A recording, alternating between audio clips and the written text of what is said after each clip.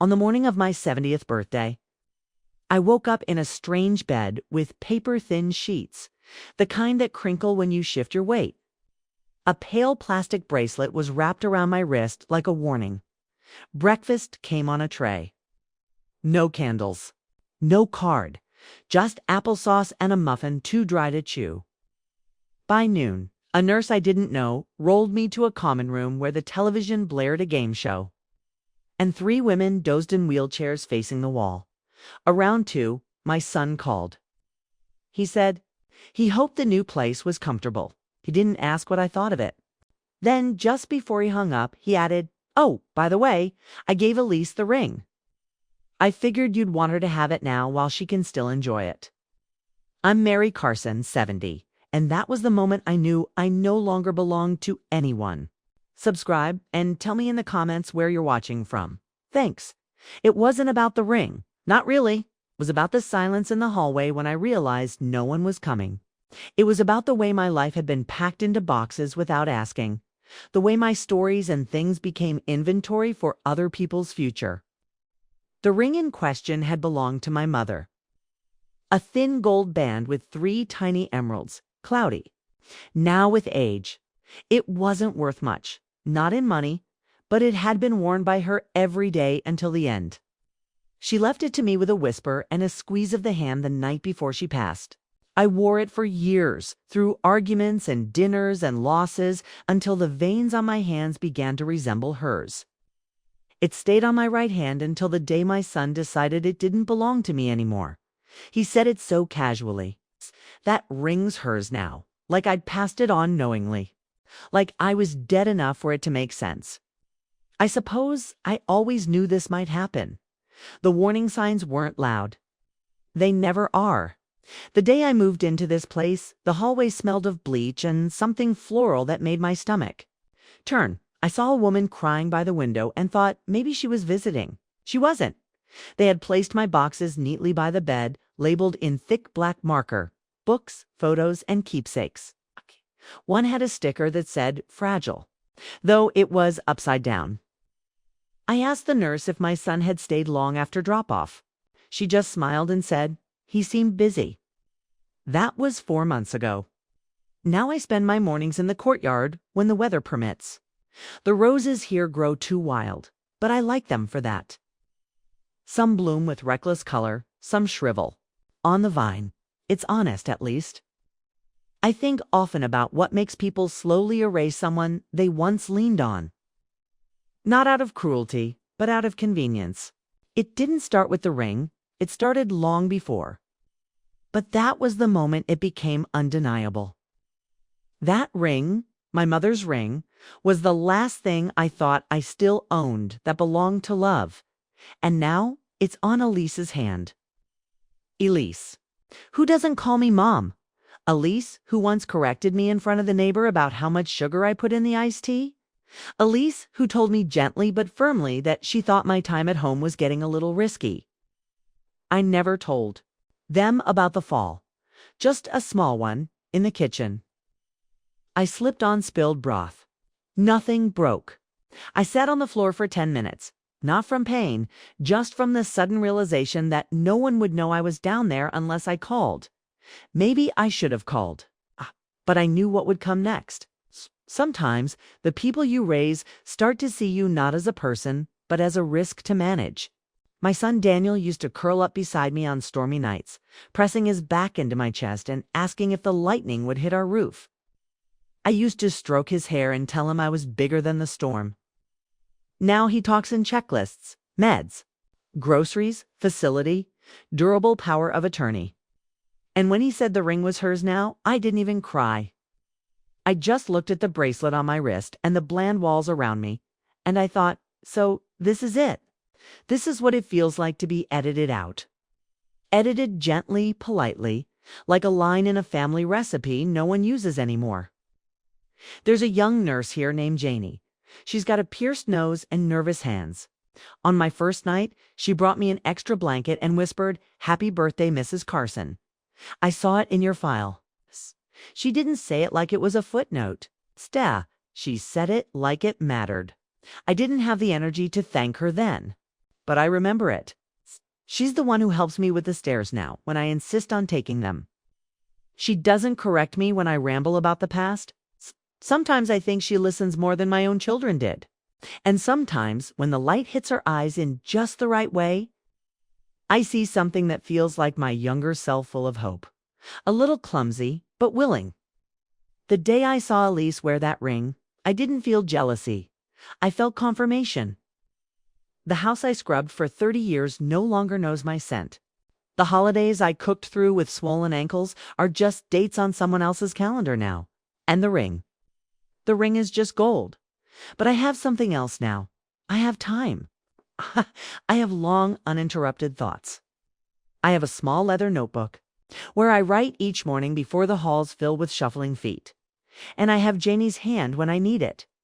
I don't wear any jewelry anymore. But if I ever do again, I'll buy something brand new. Something with no history. Something that starts with me. I wasn't always this still. This is quiet. There was a time I could carry 3 grocery bags on one arm while holding a toddler on the other. I used to wake up at 5 a.m., feed the baby, wake Daniel for school, pack lunches, check backpacks, and still make it to work with lipstick on and no one the wiser. In those days, I was less a person and more a system. Meals rotated like clockwork. Monday was roast chicken. Thursday was spaghetti.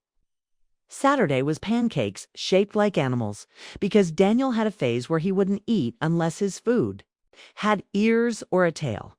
I made sure his had a tail. Back then, if something broke, I fixed it.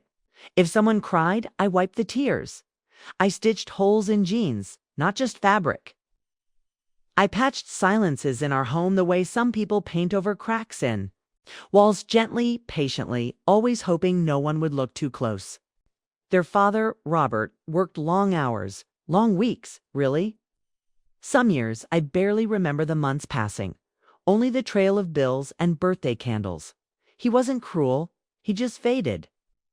The kind of absence you can't accuse because it's not loud, just constant. So I became the presence. I showed up. I kept birthday lists in a tattered yellow notebook, the kind with the spiral fraying at the top. I wrote down their favorite colors, their shoe sizes, and which teachers they didn't like. When Daniel had his first heartbreak at 16, I stayed up late folding laundry just to be near him. Just to hear the sighs between songs playing through. His closed door, I never knocked, but I was there. I paid for his braces by canceling my dental appointments. When Elise's parents lost their home and moved across the state, I drove her back and forth on weekends just so they wouldn't lose touch. She wasn't family then, just a soft-spoken girl with careful posture. But she mattered to him, so she mattered to me. That's the part no one tells you about motherhood. It's 1,000 invisible decisions. Ones you can't point to later, but that stitched together a life. I worked in administration at the local clinic, a beige building, with buzzing lights and linoleum floors that smelled faintly of hand sanitizer and copier ink. My coworkers used to joke that I never took a day off. I didn't tell them it was because home was louder than work, even when it was quiet. I remember one January, maybe 2006, we had a burst pipe and no hot water. The repairman couldn't come for 3 days, so I heated pots on the stove and bathed Daniel with a washcloth, steam rising around us like some sacred fog. He was 12 then. He said he was too old for that. But he didn't stop me. And when my mother was dying slowly, cruelly, I was the one who sat beside her. Even when she didn't recognize me, I spoke softly, reminding her of things we once cooked together and songs she used to hum while ironing. I brought Daniel too. I wanted him to see what care looked like, even when it wasn't returned. When she passed, I kept the ring in a small dish by the sink. I wore it on Sundays. Anniversaries. When Daniel graduated, I wore it then. When he got married, I wore it again. It wasn't flashy. It's just a quiet, steady glint. I remember the wedding. I wore navy blue. Lisa's mother wore a brighter dress, loud with sequins. I stayed in the background, smiling, nodding, making sure the flowers were fresh. and that no one spilled wine on the lace table runner's eyed. Helped select at the reception. Someone asked if I was the groom's aunt. I laughed, didn't correct them. I just folded my hands in my lap and said, something like that. That night, I came home alone. I unpinned my hair and sat on the edge of my bed for a long while. There were still flecks of glitter on my shoes. Even after they moved into their first house, I came over every few weeks to help unpack, to clean, and to offer little bits of advice that were often brushed aside with polite nods. I brought over the first pot of soup when Elise was sick. Lentil with lemon, a recipe from my mother's worn notebook. She thanked me, then asked if next time I could use less garlic. Daniel didn't say anything, just stood in the hallway, arms crossed, eyes tired. But I kept coming. I brought over baby clothes when they announced the pregnancy, offered to help with painting the nursery, suggested names from old family trees. They said they already had a list, that they wanted something modern. So I smiled, stepped back. I bought a rocking chair anyway. It sat in the corner of my garage for almost a year. The baby came. I visited once a week. Always called first. Never stayed too long. I didn't want to crowd. I just wanted to be seen. And yet, I could feel it, this slow tightening of the air. Like the space I once took up in their lives was being folded, tidied, and made smaller. I was still useful, of course. When they needed a sitter, when they went out of town, the dishwasher broke, they didn't know who to call. I always answered. Always showed up with snacks, with a small gift, with a story tucked in my pocket to make the baby laugh. But it was different. There was a pause now between the door opening and the smile forming. A delay, like a file being retrieved, a memory being rebooted. And slowly the invitations stopped. Holidays became phone calls, then texts. Then photos were forwarded from Elise's group chats. Once I baked a cake for Daniel's birthday, German chocolate, his favorite. When I dropped it off, no one was home. I left it on the porch. 2 days later, I got a thank you text. No mention of the cake. Just appreciate you, Mom. Hope you're doing okay. Hope you're doing okay. 7 words spaced like stepping. Stones I wasn't meant to cross. Still, I kept going. 'Cause that's what you do when you love someone with your whole life. You keep showing up even when the porch light isn't on. Even when your name sounds foreign in their mouths. Even when the ring your mother gave you is promised to someone who doesn't remember the story behind it. There are 1,000 things I did for them that I never told anyone about. And I'm not listing them now for pity. I'm saying them aloud. Because silence can feel like erasure. And I have been quiet long enough. That's the hardest part. It's not the loneliness. It's the remembering. All the ways I poured myself into a life that slowly forgot I was there. The first time I noticed the distance wasn't really a moment. It was more like walking into a room and realizing the furniture's been moved. Nothing major, just the angle of a chair, the absence of a lamp you thought was there. You wouldn't call it sabotage, but it unsettles you. There were years of those small rearrangements. I'd call and they'd answer on speakerphone. I could hear a television in the background, the click of a keyboard, and a baby fussing. They'd talk, but I always felt like someone was waiting behind me in line. I started rehearsing what I'd say before dialing, choosing what not to mention, learning to leave silence for them to fill. I began to notice my messages were read but not replied to, that the photos I sent of my garden went unacknowledged. I planted tulips that spring a whole row in apricot and white.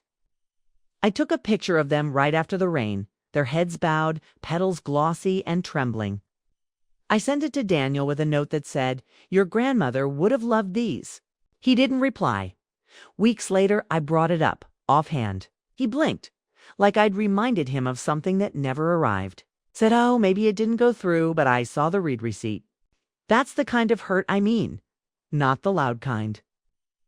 Not the slap or the shout, but the kind that builds in the shadows of everyday life. Once I offered to take their daughter, my granddaughter, for the weekend. Elise hesitated. She said something. about routines and screen time and how she wasn't sure if it would disrupt the flow. I smiled, said I understood, but inside I felt like a ghost asking to hold a child made of air. I don't think they meant to make me feel that way. I don't think any of it was deliberate. It never is. It's just a slow forgetting. I remember walking into their new house for the first time. It was pristine, all white cabinetry and neutral tones. I brought a ceramic pitcher I'd glazed in a pottery class cream with a little blue drip along the edge. They placed it on the kitchen island, said it was charming, and then the next time I visited, it was gone. Maybe it broke, okay? Maybe they didn't like it. Maybe it never mattered. That's what time does, I think. It strips meaning from the things you offer layer by layer until what once felt personal starts to feel like clutter. I began noticing they spoke to me differently. Like I needed instruction. Like I was slowly becoming someone they had to manage. Elise was always gentle but firm.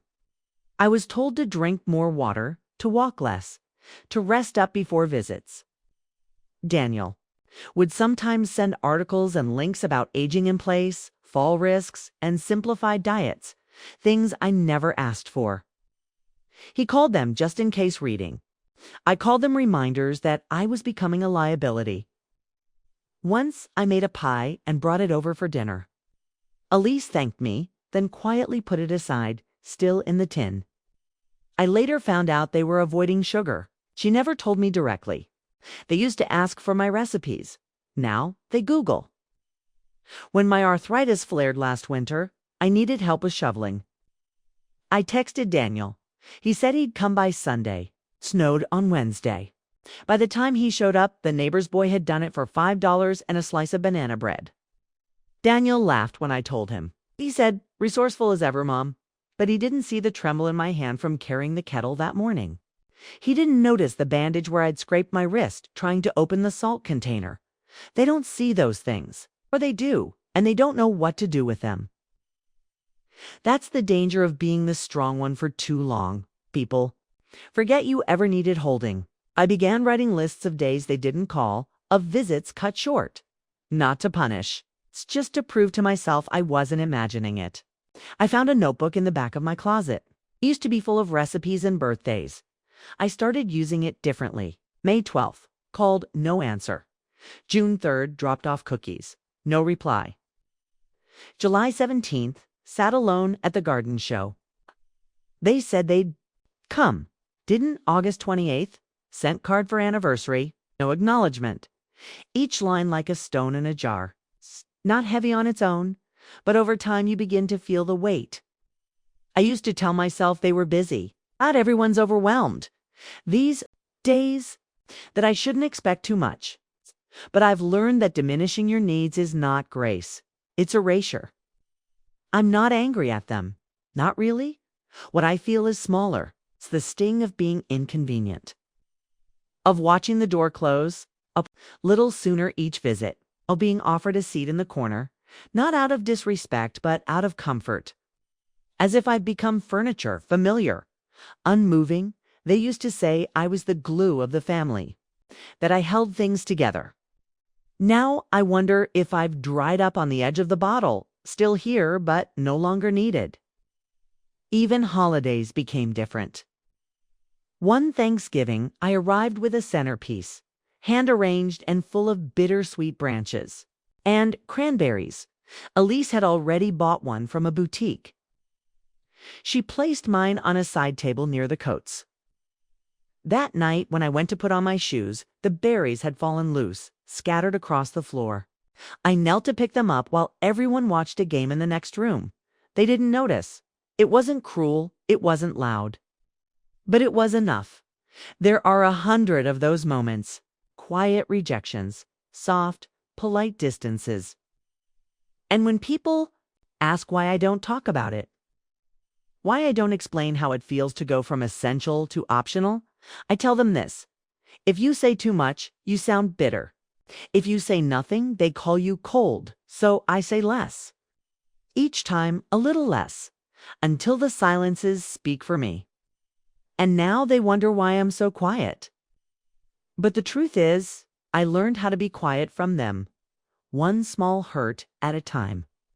It didn't happen all at once. When you've been slipping quietly from someone's life for years, you don't expect a loud exit. You expect to fade, to dim like a porch light someone forgets to replace. But the end when it came was sharp, surgical. It came with paperwork. I had gone in for a fall. Nothing dramatic. It's just a twist in the dark, bathroom light off, foot on the wrong edge of the rug. I didn't even feel it until the morning, when the bruise bloomed like ink across my hip. The doctor sent me 4 X-rays. They kept me overnight for observation. That was in February, the kind where snow turns to slush before it hits the road. Janie, the nurse I've mentioned before, was working nights. She tucked an extra blanket around my feet and brought me tea that wasn't on the menu. Chamomile in a chipped mug from the staff lounge. I remember holding it like something sacred. Daniel came the next morning. Elise wasn't with him. He wore the same navy jacket he's had for years. His hair's going gray at the temples, now faintly, but it's there. He brought a folder with him. He said he had some things to go over. I was tired. I hadn't eaten much. I nodded. He said it was just a few updates. Legal housekeeping, just in case. I should have said no, should have waited. But I didn't want to seem difficult, signed where he pointed. It wasn't until weeks later, long after I'd returned home and the ice melted off the roof, that I realized what I'd signed wasn't small. It wasn't just healthcare directives or emergency contacts. It was control. Control of everything. My accounts, my house, my decisions. I found out from my pharmacist of all people. I'd gone to pick up a prescription and was told it had been moved to another provider. I asked why. She looked at the screen, then back at me, like she was trying not to be the messenger. "Your son made a change," she said softly. "Under his authority." I remember standing there, clutching my purse so tightly the strap left a mark on my hand. That night, I went home and searched through my file drawer. Everything was too neat, too freshly printed. Someone had organized it in my absence. The next day, I called my bank. And that's when it became clear. I no longer had independent access to half my accounts. Some were in his name now. Joint, they said, for safety. I didn't argue. Not then. But I hung up and stared at the wall. For a long time, it was beige. It's the same color it's been for 20 years. But it looked different, colder, the kind of cold that sinks into your bones and stays there. They didn't tell me. They didn't sit down and say, "We're worried." They didn't ask, "Can we help you manage things?" They decided quietly, together, and they called it love. That's what hurt the most. Not that they acted, but that they thought they were right to do it without me. Daniel has always been methodical, the kind of child who color-coded his notebooks. I imagine him and Elise sitting at their kitchen table, laptops open, her hand on his, saying, "She'll thank us someday." But I didn't thank them, because what they took wasn't just my autonomy. They took my adulthood. I called Daniel a week later. I asked, gently, about the changes. He didn't deny it. He said, "We just wanted to protect you," and then, the words that stayed lodged in my ribs like a splinter. "You've done so much for us. Let us take care of you now." But it wasn't care, it was custody. And what they didn't understand was this. When you take someone's choices away without permission, you're not protecting them. You're burying them before they're gone. After that, I noticed more. The mailbox was suddenly empty. Because they'd rerouted my statements. The insurance company called asking for Daniel, because he was now the point of contact. The neighbors looked at me with tilted heads and kind smiles, because they'd heard. Because I'd become the aging mother in need of managing. I didn't argue. Arguing, I've learned, rarely changes minds. But I kept thinking of the ring. The one my mother gave me. The one I wore through births and funerals and ordinary Tuesdays. The one I was still wearing that day in the hospital when Daniel said, "Sign here." He didn't ask for it then. But a month later, He did. Not directly. He just mentioned that Elise had always admired it. She said she thought it would be a meaningful gift from me. I said nothing. The next time I saw Elise, she was wearing it. That's when I knew that whatever line used to exist between mine and theirs had been erased. And I hadn't even been invited to the conversation. I don't think Daniel thought he was stealing. I think he thought he was organizing, filing me away, like a document too old to use but too sentimental to throw out. And when I looked at Elise's hand and saw the ring glinting there beneath her engagement band, it wasn't rage that filled me. It was silent, a deep, endless quiet. The kind that comes after the last word is spoken in a room you're no longer allowed to enter. I went home that day and made a decision. Not loud, not angry. It's just firm. I pulled out a box from the top shelf of my closet. Inside were old letters, photographs, the deed to the house, and my will. I sat at the kitchen table and began to rewrite. Slowly, clearly, carefully. Because if they would not ask my wishes, then I would make them known another way. There are lines you think family will never cross, till they do, and once they do, there is no walking back. Only forward, into a life you must reclaim for yourself, even if no one sees it. Even if no one applauds. That was the day I stopped being someone's mother first and started being mine. It wasn't a plan, not at first. I didn't wake up one morning and decide to disappear. Silence, like most things, arrived slowly. A choice made once, then again, until it no longer felt like a choice at all. I stopped calling. That was the beginning, not in protest, not to punish. I just didn't feel the need anymore. There was nothing to say that hadn't already been said or quietly ignored. The air between our conversations had grown too wide, too dense with assumption. So I let it be. When Daniel texted, I waited. Sometimes hours, sometimes days. I kept it polite, sparse, hope all is well. Thanks for the update. Yes, I'm fine. He didn't notice. Or if he did, he didn't say. That's the thing about being quiet. People don't often ask why. They're just relieved you're not making noise. I began moving through my days differently. The news still came on at 6 p.m. sharp. I still boiled water for tea around 8, but in between the rhythms changed. I stopped baking. That one hurt. For most of my life, baking was how I expressed care. Cinnamon in the air meant I'd been thinking of someone. Cracks in a pound cake meant I was tired. I had a language in butter and sugar. But I couldn't bring myself to bake anymore. Not for people who'd forgotten the difference between something homemade and something store-bought. I gave the cake tins to the church kitchen. Kept only one loaf pan, just in case. I didn't go to their house again. The last time I stood on their porch, Elise opened the door halfway and smiled like I was a neighbor who'd stopped by too late. I knew then that showing up was no longer welcome unless scheduled. So I scheduled nothing. Instead, I began writing again. Nothing fancy. Just old-fashioned pen to paper in a leather-bound journal I'd received years ago and never touched. I wrote things I couldn't say out loud. Not to them, not even to myself sometimes. I wrote, I miss being asked what I think. I am afraid of becoming small in other people's memories. I used to be someone's center. Those pages became a mirror, not for vanity, for clarity. Because when the world begins to treat you like an echo, you need a place where your voice still exists, in full. I also began asking questions I never had time to ask before. I made an appointment with an elder law attorney. His office smelled like paper and printer ink. I told him about the signatures, the accounts, and the changes. He asked if I had understood what I'd signed. I said yes, but I hadn't understood the meaning beneath it. He didn't promise reversal, but he said something that stayed with me. You still have rights, Mrs. Carson. Being loved doesn't mean being owned. That sentence lived in my chest for weeks. Being loved doesn't mean being owned. I copied it into my journal and underlined it twice. After that, I called the credit union. I spoke with a woman named Marianne who had a voice like wind chimes.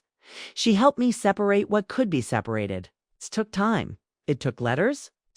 But piece by piece, I began to carve space for myself again. I didn't tell Daniel. There was no announcement, just a quiet shift. Like turning a photograph slightly so the light hits it differently.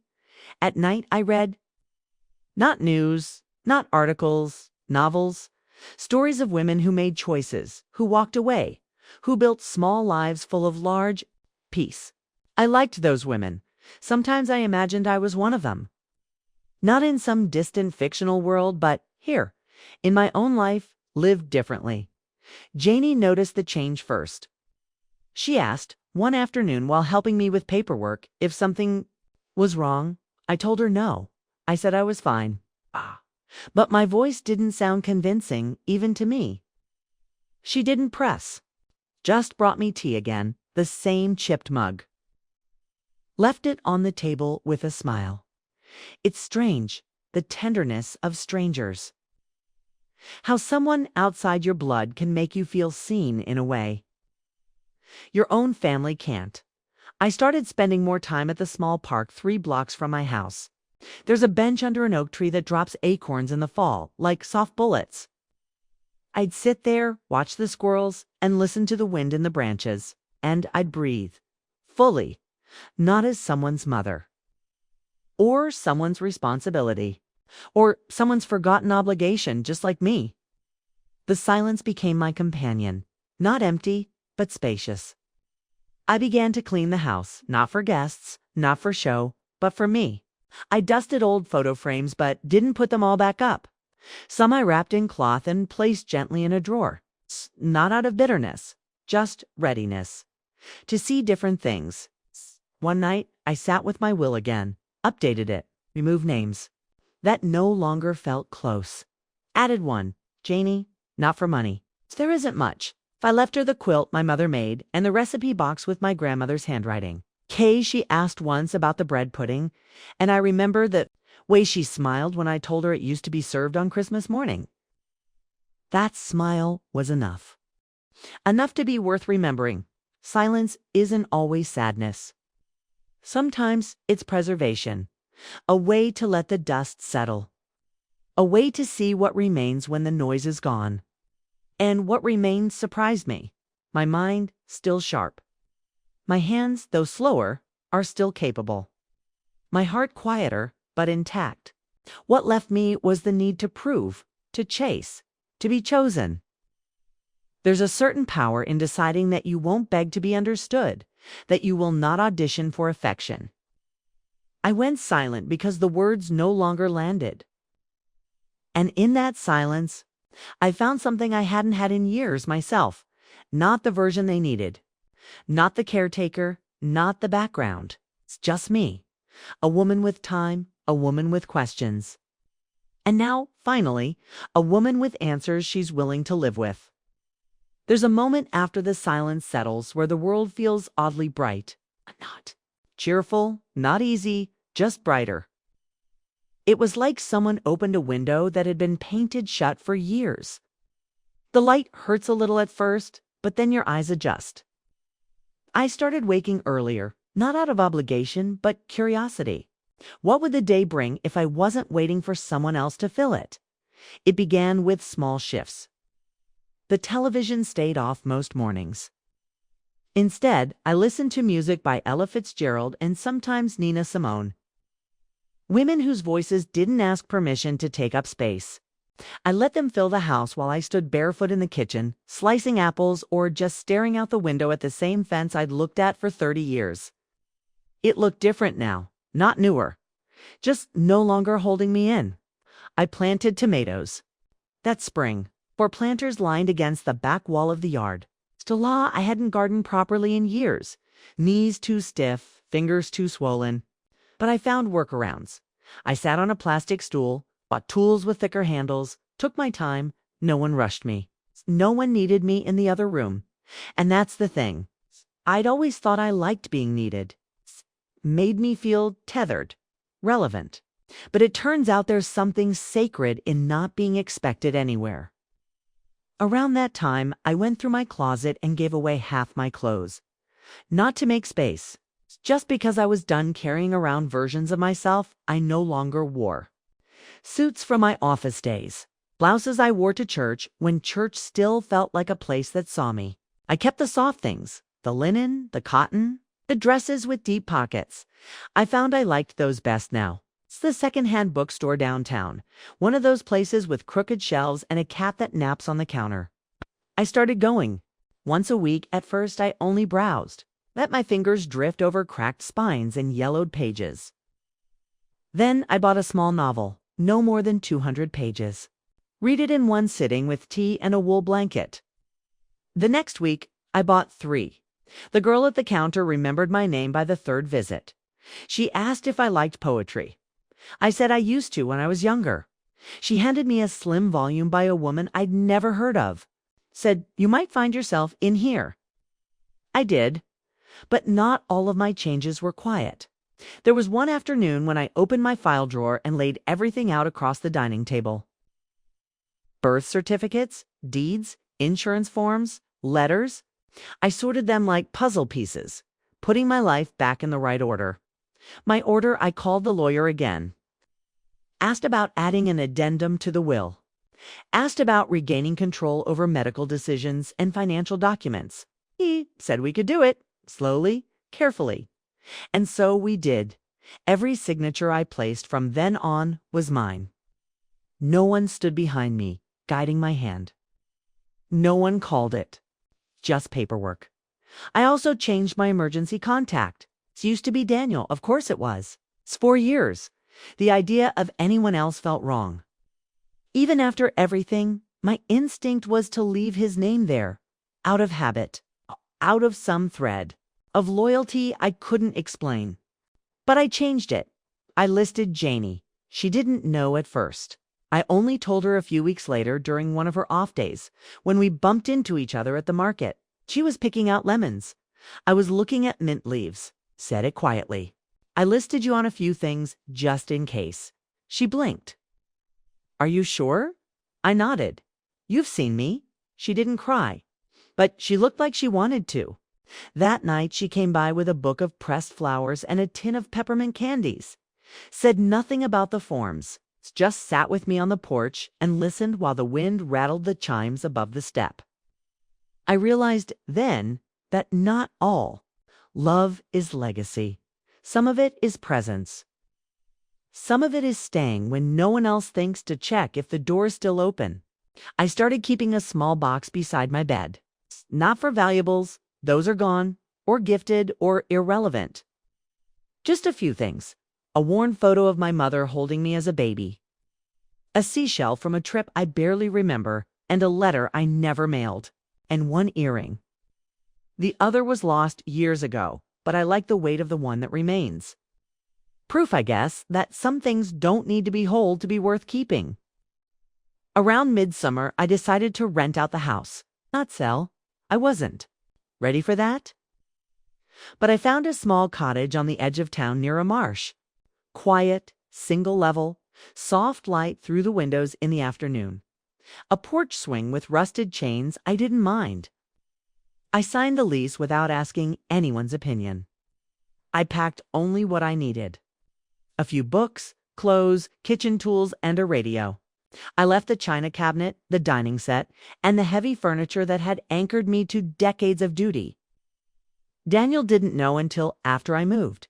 He called once and left a voicemail. Said he was a little surprised. Asked if everything was okay. I didn't call back. But I did write a short note. It's just one line. I'm living differently now. Please don't worry. I mailed it without a return address. The cottage is small but kind. That's the word I'd use. Kind in the mornings. I sit with coffee and watch the light stretch across the floor like a blessing. In the evenings, I light a candle. No occasion. It's because I like the way it flickers. Janie visits sometimes. Brings tea or soup.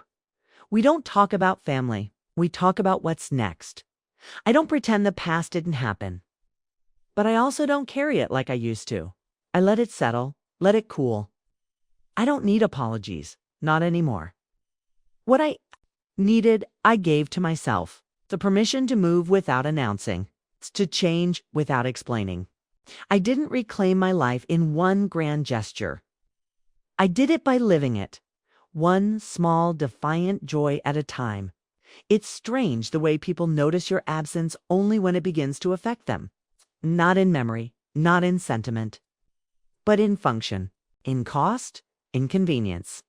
At first, I didn't hear much. A few texts from Daniel, which I left unanswered. Then silence. A wide waiting space that neither of us rushed to fill. I suppose he thought I'd call back when I was ready. What he didn't understand was that I already had many times over the years, and he hadn't heard it. But eventually, the quiet caught up to them. It started with a baby. She's not a baby anymore, of course, 6 years old now, tall for her age, and full of curiosity. She remembered the way I made pancakes in the shape of stars. She asked Elise one morning, out of nowhere, when is Grandma coming to visit? Elise didn't know what to say.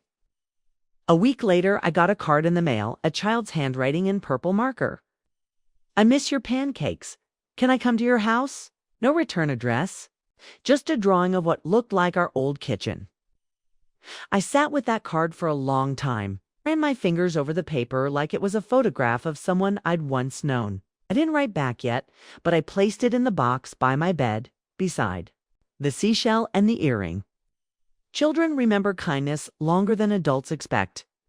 They also notice absence in ways grown people pretend not to. I know Daniel noticed eventually, not emotionally, at least not first. He noticed when holidays came around and the table felt colder. Not quieter, necessarily, but colder. There's a difference. A silence that comes from too few voices instead of too much conversation. A meal with store-bought sides instead of recipes handed down with grease-stained note cards. They miss the stuffing, the molasses cookies, and the way I'd always slip the little one a second helping when no one was looking. Elise tried to recreate some of it, I'm sure. She always did like things done properly, but food, like affection, carries energy. You can follow the steps exactly and still not get it right. I heard through a neighbor that Daniel tried to reach me again in the fall. She saw him drive past the old house, stop in front of it, and then pull away. She didn't know I'd moved. I guess he didn't either. The holidays came and went. No cards, no calls. Just the long hush of distance held like an agreement between people who used to be family. What they lost wasn't my presence, not really. It was my care. There's a difference between having someone in your life and being cared for by them. Care is in the remembering. It's in the note tucked into a lunchbox. The soup was brought over unasked. The way I used to know when they were hurting before they even said it. They lost that. They lost the version of me that hovered like light around a room, unobtrusive, but always there. The woman who carried a mental calendar of appointments and allergies and preferences. The one who knew how to read silence and fill it with the right kind of noise. And when they reached for it again, out of habit, it was gone. I heard Daniel had to take time off work when Elise had surgery. Just a few. Days enough to throw off their routine. No one to help with pickup. No one to stay late. Elise's mother had moved to Arizona. That's when the second card arrived. This one's from Daniel. 'Twas short, apologetic in tone, but vague in language. We've been thinking of you. Hope you're well. Let us know if you'd like to come by sometime. There's no mention of the ring. No mention of the paperwork. No acknowledgement of the silence. Just a kind of soft tapping at the door. I didn't open it, 'cause by then I had grown into my absence. I had found the texture of my own days, the rhythm of my own peace. They lost a lot, but I gained something. And I'm not saying that to balance the scales or pretend there's justice in emotional abandonment. There isn't. Not really. But I can say this with certainty. They didn't know what I gave them until they had to live without it. And I didn't know what I was without them until I had space to remember. I saw them once from afar, at a local fall festival. I'd gone early. In the morning, before the crowds, I bought a small jar of apple butter and a woven scarf from a woman who looked like she'd been weaving all her life. I was heading back to my car when I saw them, Daniel, Elise, and the little one walking hand in hand toward the corn maze. He looked older, she looked tired. The child was tugging at their arms full of energy. I stood behind a row of tents, out of view. I didn't feel sadness, not in the way I expected. I felt clarity. They were fine. Not thriving, perhaps, but intact. And I was fine too. Not intertwined anymore. We were no longer extensions of the same shape. We had become two separate things. Sometimes I wonder what Daniel tells himself. That I needed space, that I'm holding a grudge, that I'm confused. That's the part that still stings not. The absence of love, but the misinterpretation of it. If they saw my silence as anger, they never truly understood the quiet way I loved them. Because my love wasn't noise. It was the light left on in the hallway, the fresh towels in the guest room. It's the way I never made them feel the weight of all I held for them. Now they feel that weight. Just a little. Enough to notice. Elise texted once more, months later. Asked if I might like to attend the school play. She's got a small part, but she keeps looking in the audience for you. I didn't go, but I did write back, finally.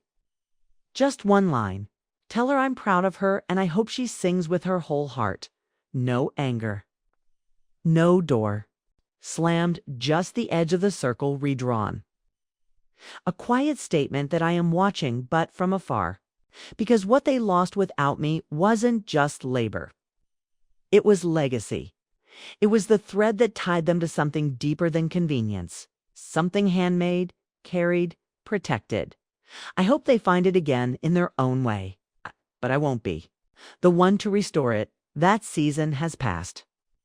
And in the stillness that followed, I realized letting go of being needed was the only way I could finally be free. It had been nearly a year since I moved into the cottage, and the days had settled into a rhythm both quiet and nourishing. I no longer marked time by birthdays or family dinners or school plays. Instead, I followed the movement of the trees outside my window. The way light shifted across the walls from morning to evening, my time was my own. And yet, something still lived in me untouched. A weight, not heavy, but persistent. Like an envelope left on a shelf for too long. Its presence is subtle, but its meaning is sharp. I knew what it was. I'd been circling it all year. A letter, not to Daniel. Not to Elise, and not even to the granddaughter whose voice I still imagine sometimes, calling out for pancakes or stories. This letter wasn't for anyone else. It was for me. For the woman I used to be, the one who bore years of giving with an open heart and empty hands, the one who had stood beside hospital beds, kitchen sinks, and school recitals, holding the weight of everyone else's needs and calling it love. So I made tea, lit a candle, and sat at the small desk beneath the window. The paper was heavy and textured, the kind meant for something lasting. I wrote slowly, carefully, as though each word had to earn its place. I began with her name, Dear Mary, not Mom, not Grandma, not Mrs. Carson, just Mary, the woman behind all the roles. The one who once loved chocolate cake at midnight and used to sing in the car when no one else was listening. The woman who cried quietly after birthdays passed with only a text. Who gave up her seat at every table and only later realized she'd been standing too long. You did everything they asked of you, I wrote. You gave when you were tired, forgave when you were hurt, and stayed even when staying meant shrinking. The words came easily once they started. You were never too much. You were never unreasonable. They made you feel invisible because it was easier than looking at what they took. I paused there, looked out at the dusk settling on the marsh grass. A heron moved slowly across the water, barely leaving a ripple behind. I continued. Thought love meant proving yourself, but love that needs proof is a transaction, not a bond. You raised a son who was safe, fed, clothed, and taught to be kind. What he did with that kindness is not your burden.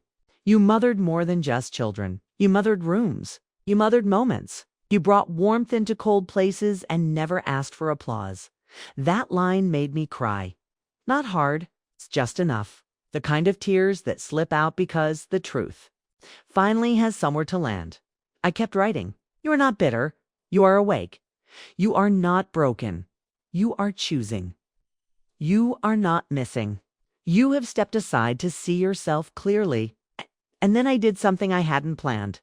I wrote a list, not of what they took, but of what I kept, my gentleness, my recipes, my sense of when to speak and when to listen, my ability to survive disappointment without turning it into cruelty, my hands, though slower, still capable, my memory, my boundaries, my dignity. I sealed the letter in an envelope and wrote the date on the outside. I didn't know what I'd do with it. I didn't intend to send it. I just needed it to exist. Later that night, I placed it in the fire, not in anger, in release. I watched it curl, blacken, and then vanish. And as the last edge of paper turned to ash, I felt something loosen in my chest. Not I didn't know I'd been living with. The next morning, I opened every window in the cottage. Let the air move through the rooms, touching everything. I sat with my journal and wrote only one sentence. Nothing owed. Nothing earned. Just me. That afternoon, Janie stopped by with a loaf of rye bread and a story about a patient who'd tried to flirt with the doctor, using knock-knock jokes. She made me laugh until I coughed. Then we sat quietly for a while, the bread warm between us. She asked, "Do you ever miss them?" I answered honestly, "Miss the version of them I thought I had." She didn't press. She just nodded. Like she understood. I think she did. Sometimes we lose people long before the goodbye. And sometimes we let go without hatred, just truth. In that letter, I didn't blame. I didn't beg. I bore witness to myself, to the years I gave, to the years I lost, to the woman who had forgotten her own name in the service of everyone else's needs. It's the woman who found her name again, in silence, in stillness, in solitude that didn't sting but steadied. A few days later, I found the box again. The one beside my bed. I added something new to it. A small blank notebook with a leather cover. It had room for new entries. Not of what I'd lost, but what I was building. I haven't written in it yet, but I will. Well, when I have something worth keeping. The letter changed me not because of what it said, but because I wrote it. Because I let myself speak after years of swallowing the words. And because when I burned it, I didn't feel emptiness. I felt returned to myself. There are no great crescendos now. It's no urgent knocks at the door. It's no last-minute requests or birthday cakes needing candles. The calendar still hangs in my kitchen, but the dates no longer hum with obligation. They pass like clouds, noticed but not chased. Mornings begin gently. I open the blinds one by one, letting the light spill in slowly. I make my tea in a blue ceramic mug. The handle has a chip, but my hand knows where it is, and I never grab the wrong side. I sit by the window and watch the sparrows gather on the feeder I hung from the porch awning. They come like clockwork, fussy and determined. I listen to them, more than I used to listen to people. Sometimes I write, and sometimes I just sit. Sometimes I say things out loud, like the air smells like rain, or that tree will turn soon. I'm not talking to anyone, but it doesn't feel like talking to no one either. It feels like bearing witness. The cottage has grown around me, softened to the shape of my days. I know which floorboards creak and which windows sing when the wind slips through the sill. I keep a basket of yarn beside the armchair, even though my hands don't always cooperate. Some days I knit 2 rows. Other days I just hold the yarn and think. I keep Janie's bread wrapped in cloth on the counter. She visits less often now that work's been busy, she says. But when she does, we sit on the back step with our legs stretched out and talk about everything but what we've lost. She calls me Mary. Just Mary. No role, no title. I like the sound of it. I've made peace with the rhythm of solitude. Not the cold kind that comes from being forgotten, but the clean kind. The kind that comes from finally stepping out of a room where no one looked up when you walked in. I walk every afternoon. Slow, with a cane now, but steady. The marsh road curves like an old sentence I've read 100 times. I nod at the neighbors. Some wave. One woman, a widow named Irene, brings me rosemary clippings when her bush gets unruly. We exchange small gifts, herbs, a jar of soup, and a handful of radishes from the stand down the road. Nothing grand, but generous. I once thought I would end my days surrounded by family. Laughter in the kitchen, grandchildren pulling at my deep sleeves, a table heavy with tradition. That was the story I told myself. But I've learned there's another kind of fullness. One that doesn't depend on noise or bodies in every chair. One that blooms in stillness. I journal now more than I ever did. Not always words. Sometimes just sentences, single lines that mean something only to me. Like the birds still return or I was not left behind. I stepped aside. There's freedom in that. In understanding the difference, sometimes I wonder if they think of me. If Daniel still feels the absence. Elise remembers how I used to hum while washing dishes. If the little one, now growing older by the day, ever asks why I don't visit, I don't dwell. But I wonder, softly, and then I let it go, like steam rising from my cup. I've stopped measuring my worth by how often I'm called. My life is not a performance anymore. It's a quiet, ongoing poem. One that doesn't rhyme every day, but still flows. There are photos I keep in a drawer. I don't look at them often, not because they hurt, but because I don't need them to remember. Some things are written in the muscle, in the breath. I remember Daniel's laugh when he was 10. It's the way he used to squint one eye when reading. The smell of the first apartment he rented was cheap carpet and microwave popcorn. I remember Elise's careful hands. It's the way she folded towels with the precision of someone who wanted order. I remember the little one's fingers, still dimpled with childhood, wrapping around my thumb. I remember all of it. But I am no longer tethered to it. It lives in me, but it doesn't control me. That's the difference between peace and pretending. Pretending is loud. Peace is quiet. And this quiet, I've found, is enough. The garden outside the cottage is small, but I've coaxed life into it.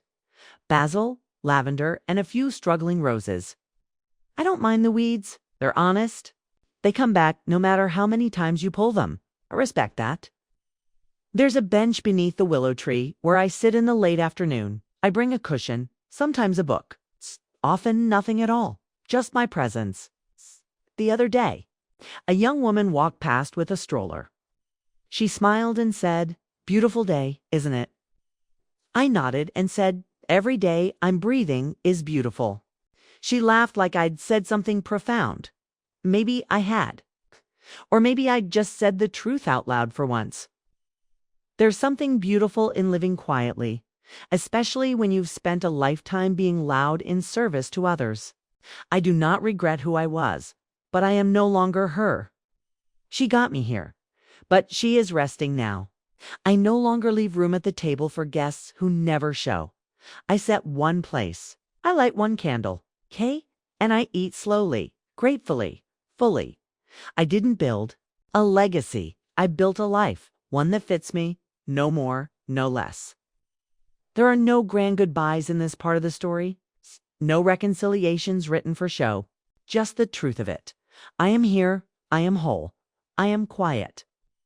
And I am not waiting anymore. Because the most honest kind of freedom is the kind where no one owes you anything. Not a call. Not a visit. Not a reason. And still, you wake up every day and give yourself peace. I wasn't angry. I was finally empty, and that was beautiful. It's a strange thing, isn't it? How the world keeps moving, whether or not we feel ready to move with it.